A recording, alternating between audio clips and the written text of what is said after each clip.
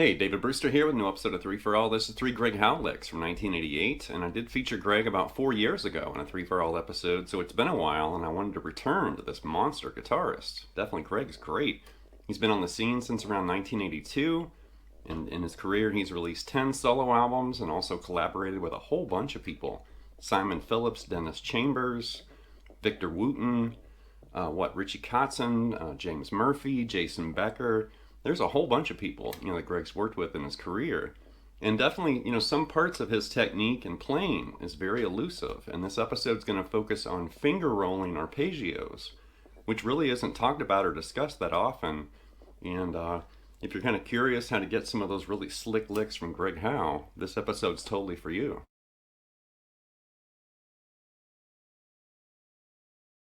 So like I just mentioned, this episode's going to basically focus on finger rolling arpeggios, and this topic and technique really isn't discussed that often, I've noticed, but I did actually write a lesson for Premier Guitar Magazine. That was back in October of 2015. That was 9 years ago. And it's called Roll the Bones, and that kind of basic lesson was kind of an introduction to this idea. And you can definitely catch lots of guitarists doing this. Think Yngwie Malmsteen and Frank Gambale and, lots of sweep pickers. But then even players that don't really sweep pick, you can catch doing this. And we're basically going to be rolling using that first knuckle or joint, in your finger, your fret hand fingers. So we're going to basically be rolling back and forth between, two notes on adjacent strings on the same fret with the same finger. And that's going to basically, involve you rolling your finger back and forth to kind of mute and dampen the strings. So if you'd like to dive deeper in this topic or maybe get kind of a primer or introduction, be sure to go to Premier Guitar's website and search for Roll the Bones, or just search for my name.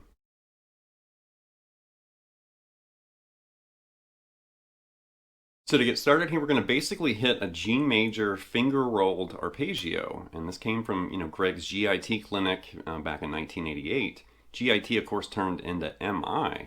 And that's where these licks and ideas came from. But for this first idea, I'm going to play the clip first and then basically break it down and explain what Greg was doing. But it's really interesting to notice, he's really just playing 3, individual notes.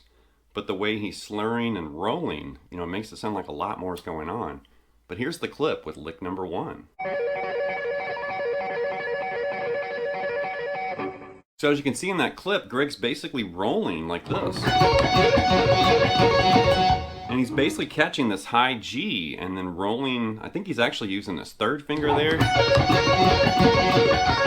But he's basically catching this high G, rolling over to that D note, and then picking up this B note there on the B string. So it's 3 notes. But it's played like that. I think he actually was fretting that with his third finger. I would do it both ways. Do it with your third finger. And with your pinky too. I was using my pinky earlier. And as you can see, we're basically rolling between those 2 notes on the 15th fret, that G and that D note. And you don't want it to ring together like a double stop or 2 notes. You don't want that. You want to separate those notes, and that's where that finger rolling is going to come in, because when you grab the high G and then roll to that D, it's going to mute that high G. Like that. And then you got that, hammer-on pull-off right there.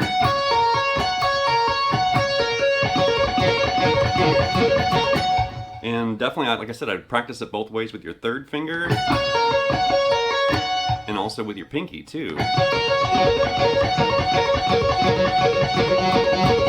And it's a really interesting, phrase.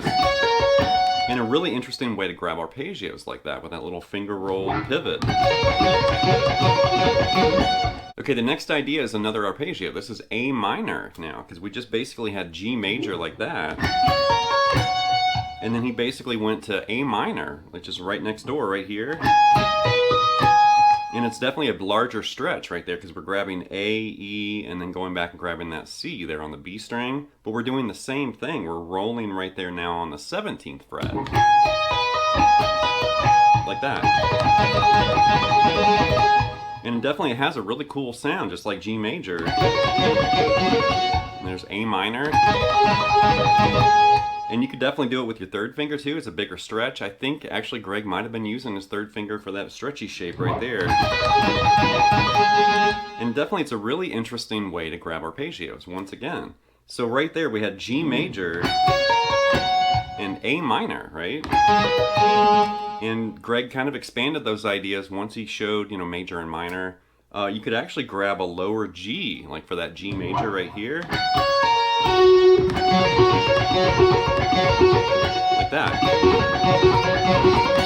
And then also with A minor right here. And grab that A right there on the 14th fret on the G. Really interesting arpeggio, options right there. Starting with this, and then that, and then expanding them, further. Really interesting way to play arpeggios.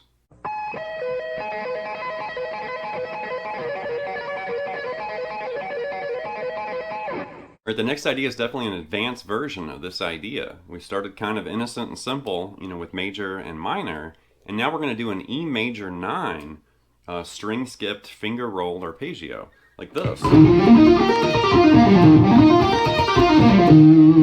Really, really cool stuff here. So, E major 9. So just think E major, and we're adding the 9th, which is F sharp. So we're going to basically grab like that, and there's a big, kind of intervallic stretch right there. So E on the low E string to that F sharp, that G sharp up to that B right there, like that. Skip over the D string and then grab E and F sharp on the G, and then grab this G sharp B and then roll the E right there. Similar to what we were doing earlier, but really slow. There's only one finger rolled note right there at the end, but really slow. We're going up, right? And then after you do that roll, you can roll your way right back down, right? Like that.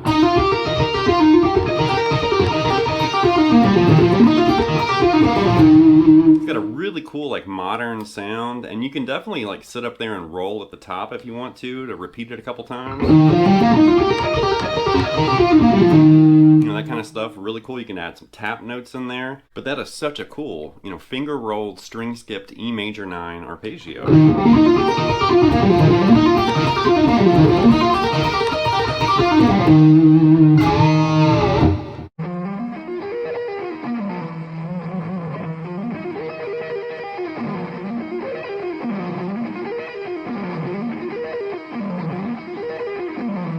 Okay, here's a bonus lick from this footage, and it's a super stretchy E11 add 9 arpeggio now. And this is really cool, like this.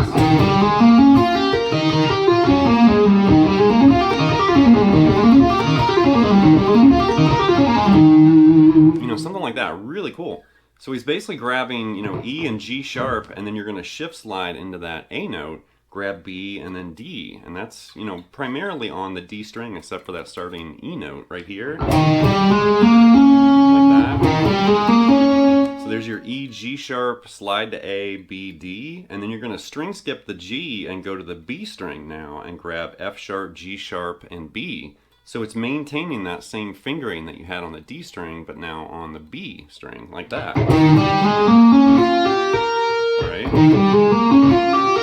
When you get up to that high B note, that's where you're going to finger roll over and grab that high E way up on the 12th fret on the high E string. Like that.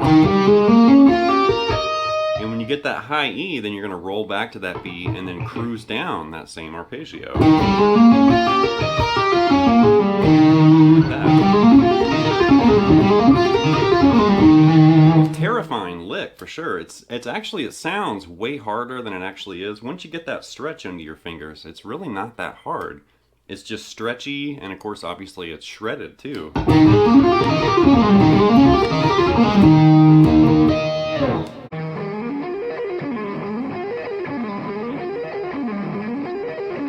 Alright, that's going to wrap this look at 3 Greg Howe Licks from 1988. Definitely, Greg is a dynamite monster as a guitarist. He's been on the scene since the early 80s. I've been following him since I was a teenager and noticed him in guitar magazines. And I definitely remember having his first album on cassette. I felt really lucky finding his album on vinyl a few years ago. But, definitely, he's one of those players, when you watch him play, some of the ways, he puts licks and phrases together is confusing to notice. Like when you see the way he puts, scale fragments and scale positions together, the way he shifts, on the fretboard, the way he rolls his fingers, the way he taps and stuff. It is a little confusing, compared to other guitarists. I've spent lots of time watching people like Paul Gilbert or John Petrucci and players like that, Guthrie Govan. But then when you watch Greg Howe, I guarantee he's going to whip out something that's going to confuse your eyes. Your ears might recognize it, but the way he plays it might be a little different, or the approach might be a little different. And I like that, where it's not the same old thing. Greg definitely has a very individual style and sound.